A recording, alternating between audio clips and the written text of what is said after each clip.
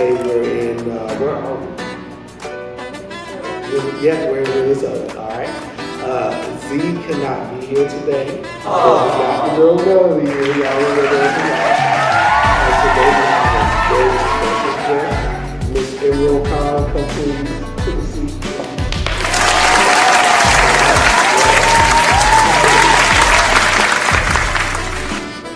What's going on? Thank y'all for having me today. Thank you for coming. You look beautiful, might I add. Oh, thank you. See, I tried a little bit. I tried today. Right. We don't try every day, but today I did put a little effort. Yeah, and thank you for coming all the way out to Minnesota, like from Dallas. We tried to get you when we were in Dallas, but you know you were booked up. So Well, it is an honor and a pleasure to be here. yeah, it's good. It's good. So I have selected some questions from the audience. Come on. I selected some questions that we have from our audience members here. They texted them in, and we're both going to ask you questions together. The first question is, well, I know I introduced you, but tell people who you are and your socials, shout it out. Okay, well, thank you so much for asking. So my name is Emerald Khan. Emerald, just like the jewel, Khan like Shaka like Genghis, because you know I'ma love you anyway. Gotta throw that in a little bit. My socials, you can find me on Instagram, Facebook, Snapchat, TikTok, you know, pretty much all over there. But if you don't have those socials, you know, you just type it into that Google machine, which we all have access to. You can find all of my music on any platform that you're looking for, whether it is Amazon, Apple Music, all that jazz. And plus I have films that I create as well, and I put music in films, because why not do a little bit of both? And those films can be found as well as Amazon Prime, Peacock, BET Plus, Tubi. We gotta pull it in. So independent filmmakers, there is definitely a door that is waiting for you. Okay, all right. How about you? Do you have any projects that you're currently working on? Yes, I'm so excited. I'm currently working on a project with Vandell Andrew, actually a couple of projects. So really excited to do that, because currently, I just learned as of yesterday, the Grammy considerations just came out. If you're not familiar with Vandell Andrew, he's worked with Raheem DeVaughn. He has worked with KP, which is Colleagues Music. He's working the current project that they're being considered for, because consideration goes before nomination. He's working with Slick Music. Slick Music's also from Dallas. So really excited about those projects, because the last time him and I worked on a project, it was my project, but this time it's his project featuring me. So we did 10 Toes Down, where I was literally hitting that Ella Fitzgerald energy, where I'm having an argument with an instrument. So we're having a lover's quarrel, and so I had to bring back that jazz energy where I'm speaking to the instrument, and he's speaking back to me, and we're having a full-blown argument. So if you ever have a chance to check that record out, please do. Yeah. And like when you're speaking to the instrument, like do you actually understand what it's saying back to you? Absolutely, we're having a full-blown conversation. All right, cool. Yes, I want to yes. try that one day. When he gets loud, I get louder. You're having a lover's quarrel, like your body is being quiet. And the lyrics of that song is, you know, tell me that you're down, but show me that you're about it. Show me that you're 10 toes down. That's a traditional lover's quarrel that you'll have when you're kind of in that rocky situation in a relationship, you know?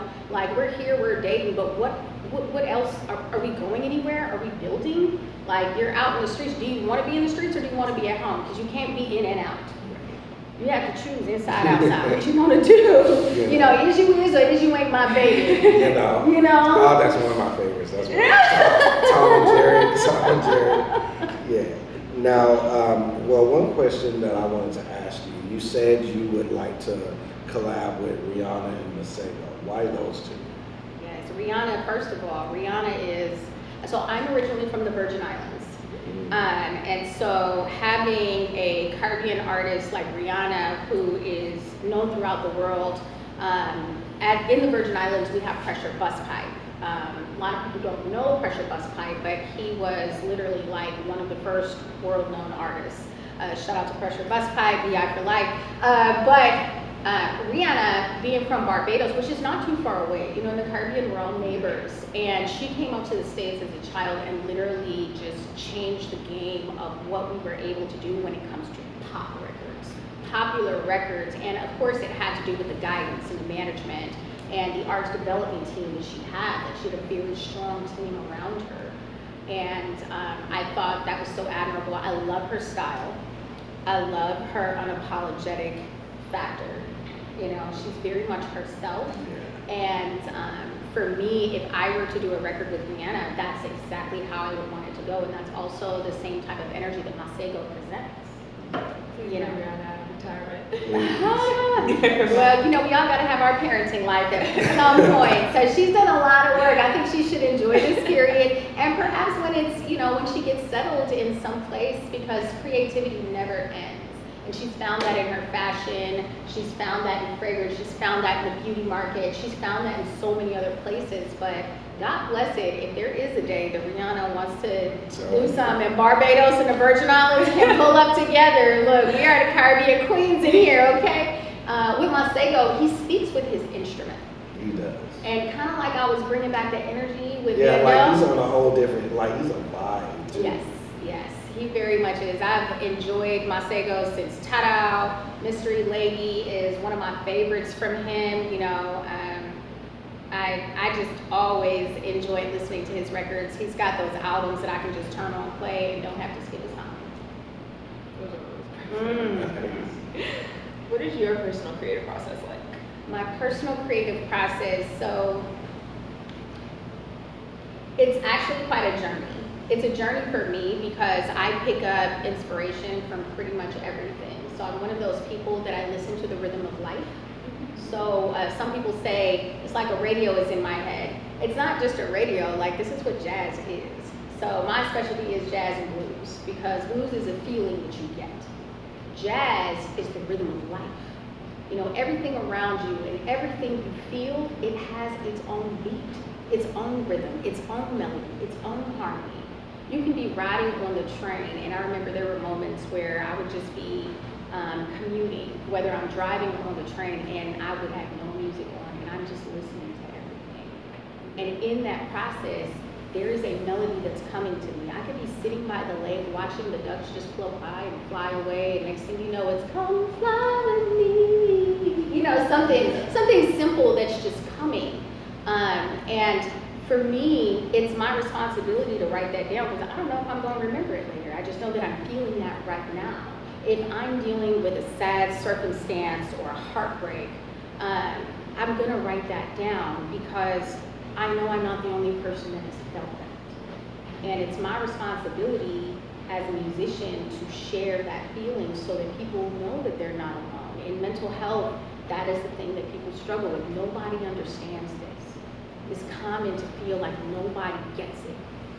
But when you turn on that record and somebody actually gets it, it helps you feel like you're not alone. It's a healing process. So especially with the happiness and the love-making records and all those love songs, because when we have those joyous, happy, free moments, I think that brings a level of trust with us, with our partner, with whoever we're sharing that record with. You know, when you pregame with your friends before you go out, and you got that Turner song, like, you know, even $1 Million Baby, like, you know, that on the hip hop record, you know, these lyrics and the way the rhythm sets in, it feels like we have that community.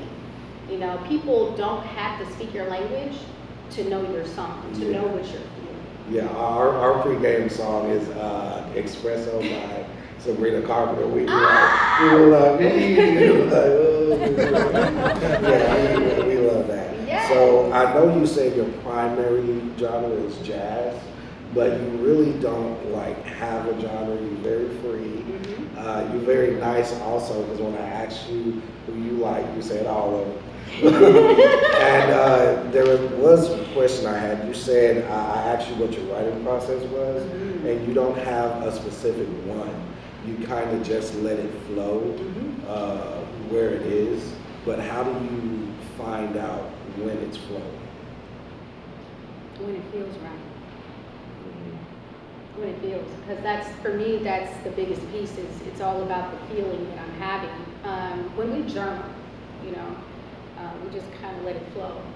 My writing process is I'm gonna let it flow, and depending in the environment that I'm in, because if I'm by myself, I'm just gonna let it flow.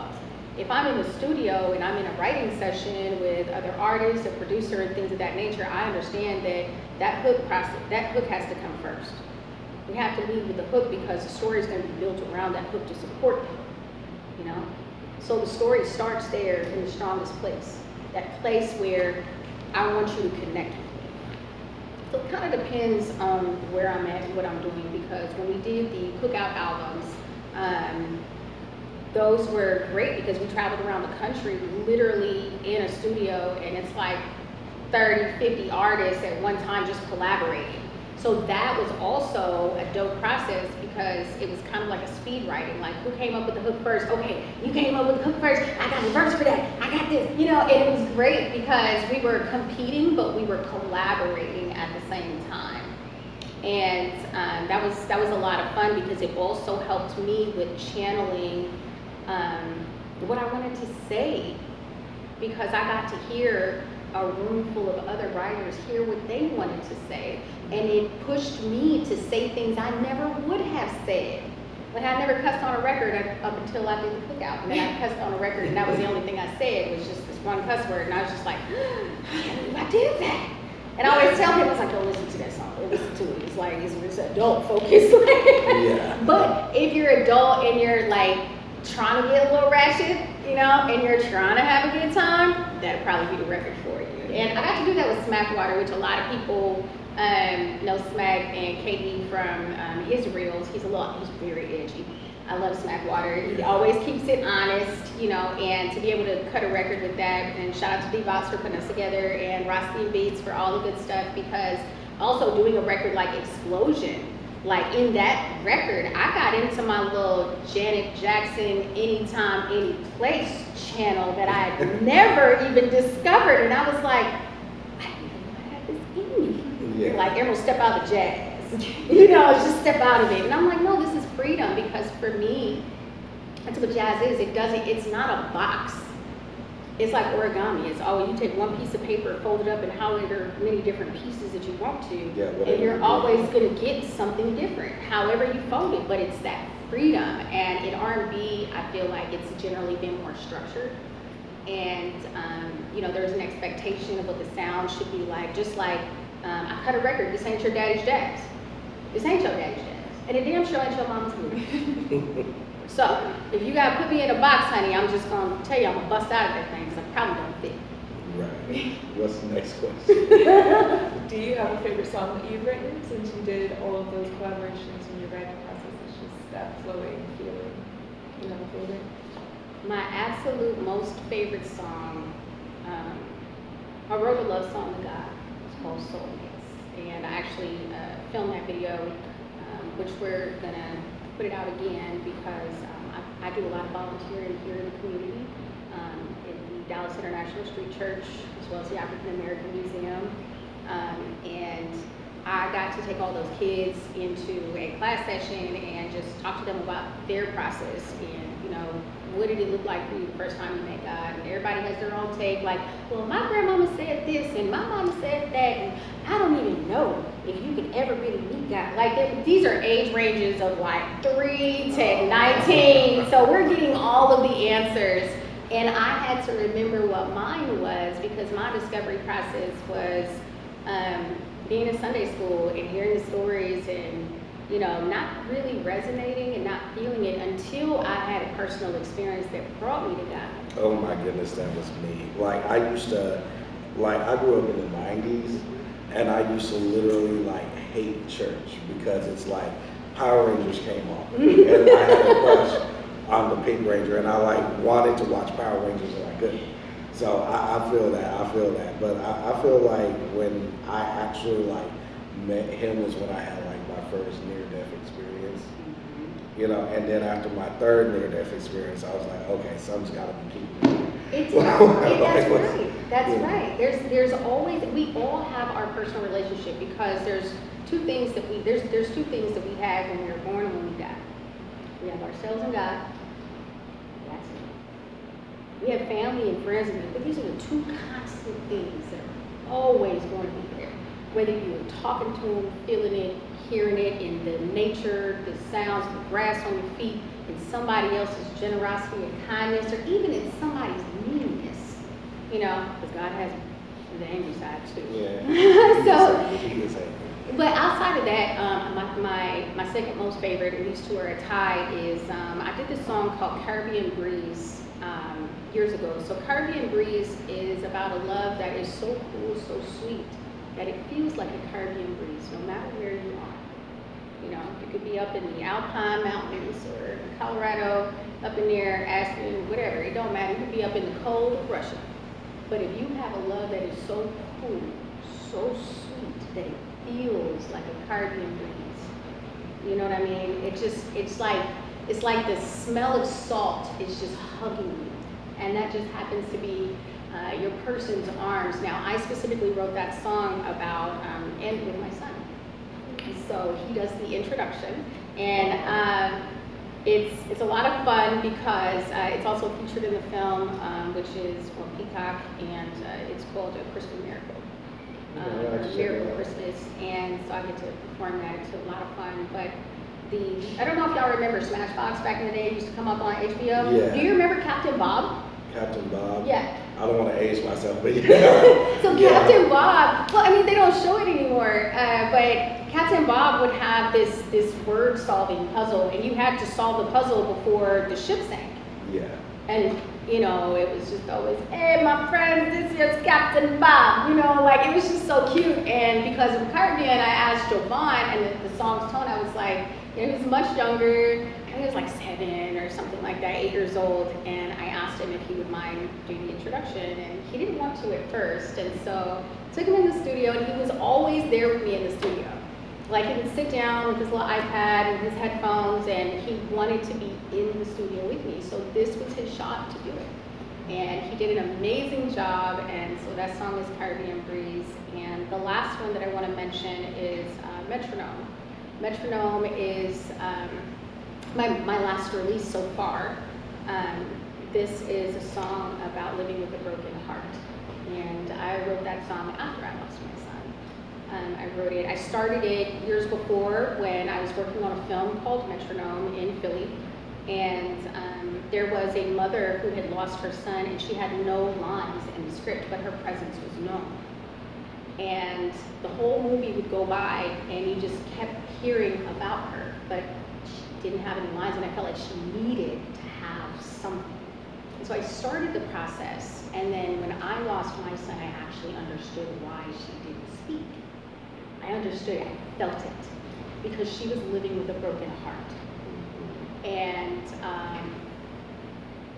so I redeveloped the song while I was in therapy, and we reproduced it, and I put out 2 different mixes.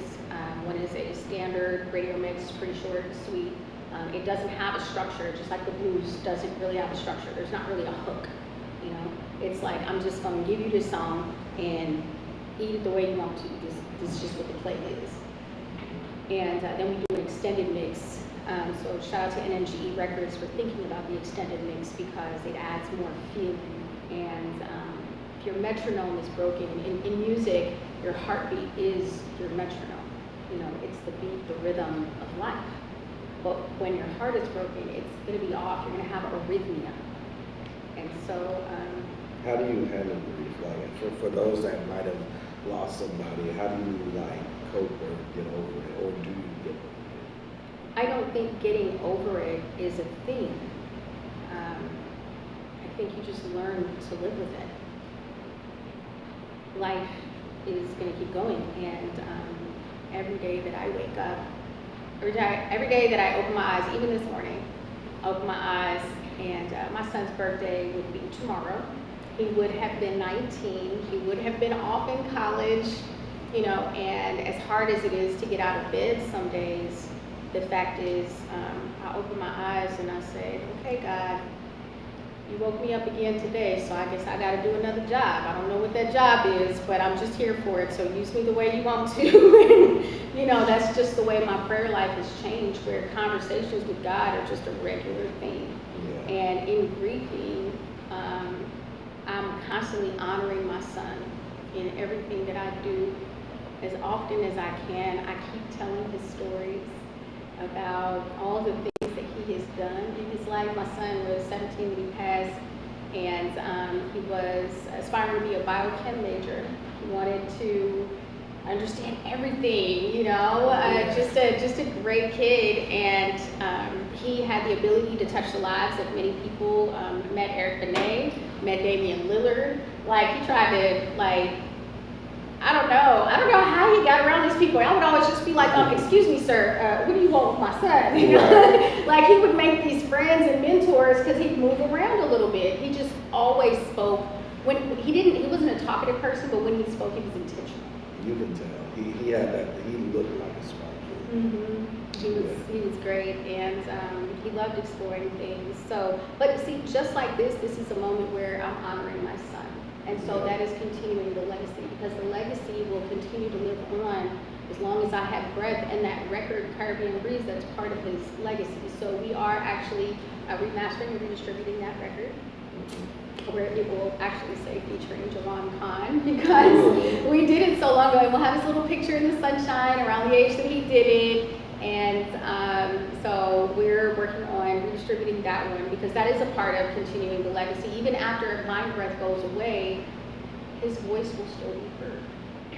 You know, That's so cool. his impact will forever be felt. When I donate these things, like his shoes, I've spent some time delivering them in stages to the Dallas International Street Church, and to watch people who are living in the low to no income community walk away with brand new shoes, brand new pair of jeans, brand new pair of shirts. That's his legacy as well. It continues to live on, and I'm grateful that I have a phenomenal support system with my family and my friends, and my life group at church. Just people who are able to be there with me. And most of all, I'm grateful that God has never let me go. Sorry. God has never let me go, because one thing that I learned in church, that my pastor brought up on Mother's Day, is God understands, because he lost his son. If anybody understands, God understands. That's so beautiful. I recently lost a cousin of mine, distant cousin, but it was still a cousin. And one thing that helped me is knowing that we never really die. Mm-hmm. Like, and it's been scientifically proven for those that, you know, need facts. Like, We go into the ethereal. yeah, they tested out like somebody that was dying, and their consciousness, like, it's almost like you go on a vacation. So like they're existing somewhere, like in the, you know, solar system. Yeah, the ethereal. Yeah, so we never really die. Life just ceases to exist as we know it. But there is life and people living life somewhere else. So that kind of, you know, gave me a little bit of courage, you know. Absolutely. So you just brought up a phenomenal point that my son made when my grandmother had passed away. So when my grandmother passed away, he was like, "That's not a will." And I was like, "No, that's a will." And he was like, "No, that's not a will." It's like, "That's a Abuela's body, but that's not her." So he, being a scientist, proceeded to do some research and approached me about a week later. He said, "Mom, small fact. Did you know that energy cannot die? And our souls are our energy." This is how I learned about the ethereal plane. So in the universe, there are these different aspects where energy exists. There's energy all around us. There's energy that we make and create. But our personal energy is that creation. So when our body ceases to function, that energy has to go somewhere. It can never die. It can only change form. And that, my friend, is that scientific fact that you brought up. Yeah. Small facts. All right, you guys ready to play a game? Let's go. I can't hear y'all. I said, are y'all ready to play a game? Let's do it. All right. So basically, this game is called the word game. Okay. I give you a word and you have to sing a song with the word in the title or the song. If I say rainbow, you have to say somewhere on the rainbow. If I say unwritten, there's a song called Unwritten, but Unwritten isn't in the lyrics when it's in the title. Oh. All right, you want to go first? Oh, just by saying a word? No, you want to sing? No, I'm just kidding. Oh. I'm just kidding. I'm just Did kidding. you give me a word? I'm just kidding. You want to go first? Is that a word? First is a word. Right, but I'll give you one. Happy. Because I'm happy. See, look, we got 2 words right here. See, I wasn't even gonna make you sing, but since you know, but you said, "Oh, happy day." You said, Because I'm happy, clap along if you feel like a room without a yeah, roof. yeah, okay. Dance. I wanna dance with somebody.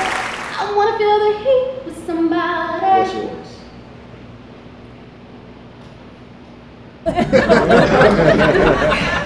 The audience is making faces at me. All right, deduct the point. Last one. Clarity.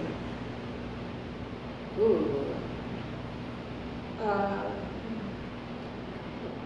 Yeah. Can we get a different word? Oh, okay. Because both of us okay. have I know the song, but I can't think But of I the can't way the think of it lyrics right go. now. I'm like- Smile then, smile. Oh, I got one. You got one? Smile for me. Okay, all right. Just smile for me. All right, now give me a word. I'll try Okay. my best. Die. Die. Okay. If the world was ending, That was gonna be my I spouse. will reach it to you. Ooh, if the party was over, our time on earth was through. I'm not singing that. All right, give me another word.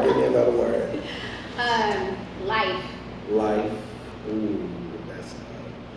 Bring me I was about to say it's a hard knock. Santa Claus, who's that?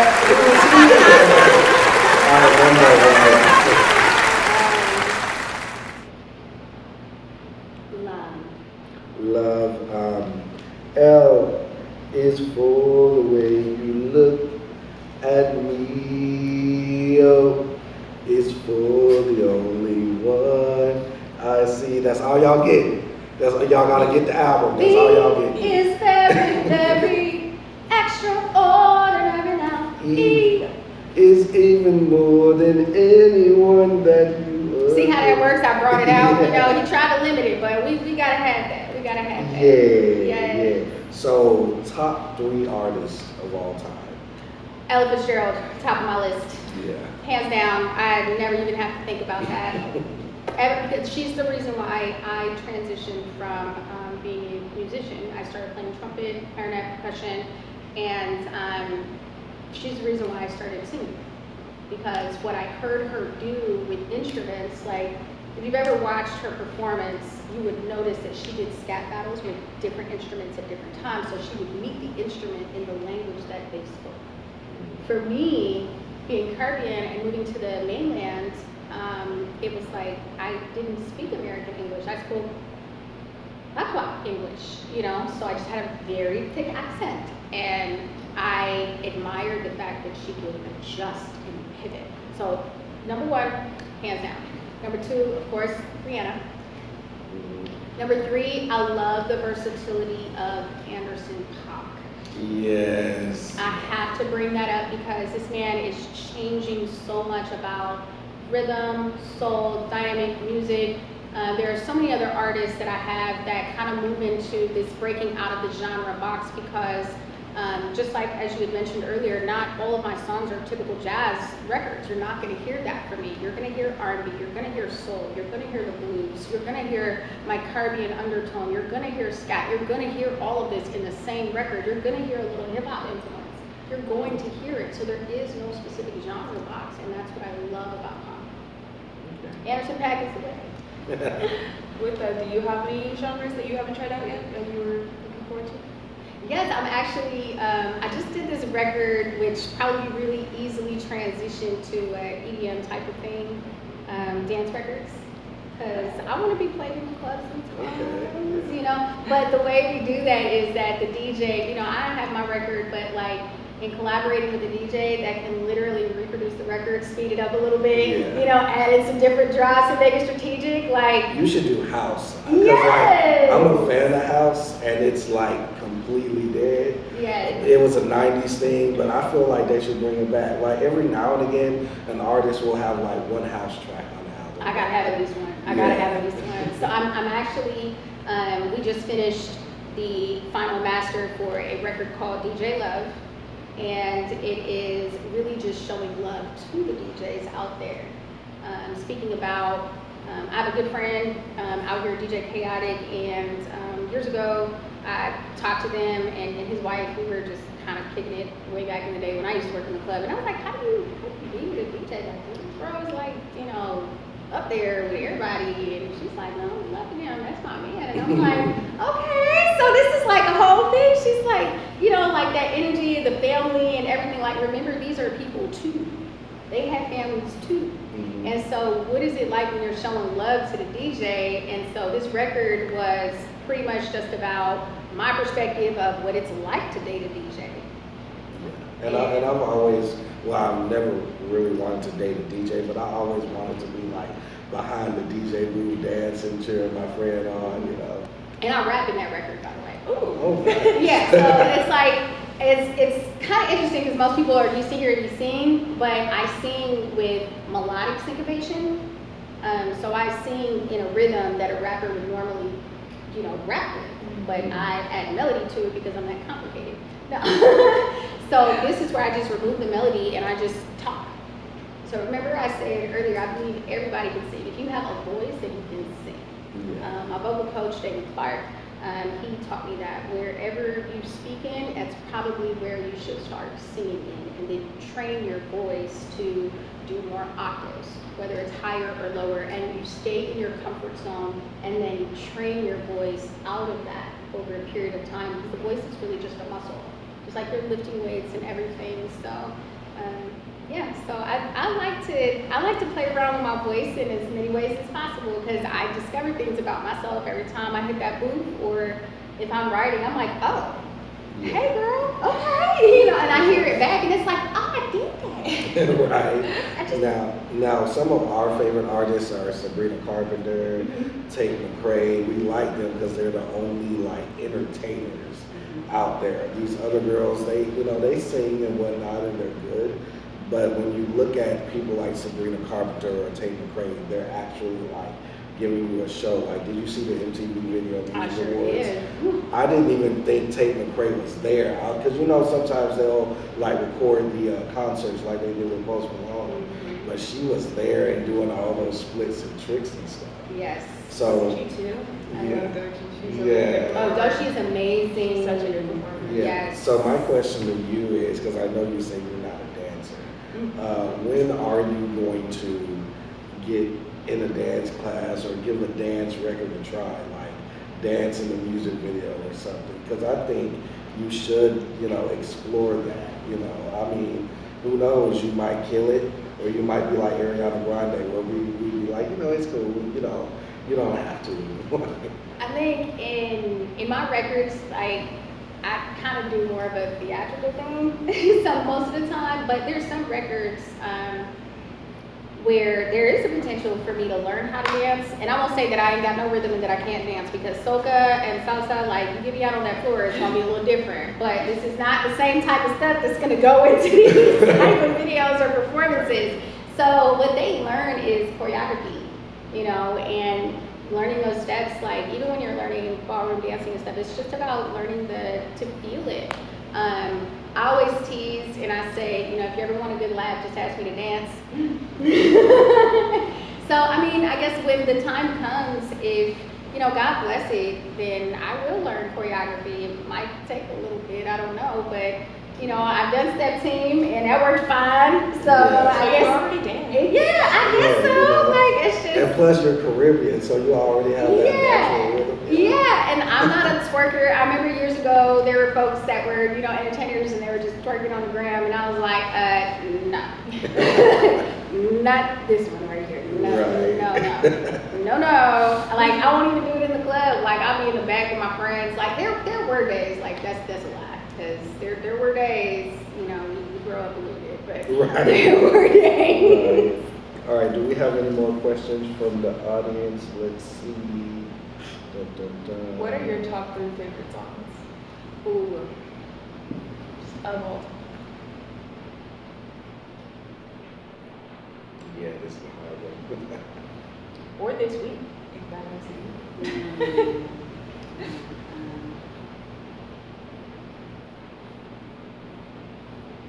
So for me, and this is kind of interesting, I really enjoy the lyrics of and the simplicity of the song "Fly Me to the Moon," because for me it gives adventure and romance. Like it's never been delivered, and I don't feel like it's been delivered like that. Babyface, and Fast and Weekend. Sade's Smooth Operator. Classic. Yes, I love for the last two, I love the melody that's delivered, the intentionality of the lyrics and when it happens and how it happens. And the fact that Smooth Operator it's one of my favorite songs for the reason that I was actually, it has been for a long time. I love Sade, by the way, y'all. Like, sorry, Sade, I didn't mention you in my top 3 earlier, but I just want you to know I love you, okay? But I was able to, when I'm doing a live performance, to incorporate one of my original records, which is Nirvana's Paradise. That was my very first independently self-produced original records. And that was, I worked on that with Faz, so Big Faz from in Dallas, who works with a lot of people, but it was a lot of fun to be able to take a mashup, like create a mashup of one of my favorite records and one of my absolute first original piece and bring those together in the exact same rhythm and melody. And it's so interesting because when people will ask, they're like, oh, I'm here to hear you sing Sade, or I want to hear you sing Sade. The reason they say that is because nobody sings Sade like me. And it's because I don't just sing Sade. You're going to get a little Sade, you're going to get a little bit of Emerald Khan. Then you get a little bit of both of us all together in the same song. So that one right there is a lot of fun. I have so many other records that I absolutely love, like The Thrill Is Gone. I love that song. There's so many different places that I can put that song, whether it's a person, a place, or a thing. The thrill can be gone. Right. I thought you were talking about The Thrill Is Gone by CeeLo Green and Fantasia. I thought you were talking about it. Because that's my jam. That's my jam. And Crazy. Yeah. By CeeLo Green, yeah. Like, I love that song. Like, there's so many songs that I absolutely love. In My Solitude. In My Solitude. Billie Holiday. In My Solitude. There was a post of this girl in school. She had like some like old woman shoes. And this guy was like, she got those in my solitude. He goes there. Yeah, that was hilarious. Okay, so we're gonna wrap it up. But before we do, is there any encouraging words you would like to say? Like, what would you tell somebody that's inspiring to be like you or do what you do? Never give up, no matter what. The circumstances today don't have to dictate your future. As long as God wakes you up, breath in your lungs, get up and do that job because you have a purpose. You may not understand it, that's okay. Just go anyway. Follow your heart, your dreams, because that dream was put in you for a reason. And, yeah. Thank you for dropping by. Thank you for filling in for Z. Thank you guys for coming.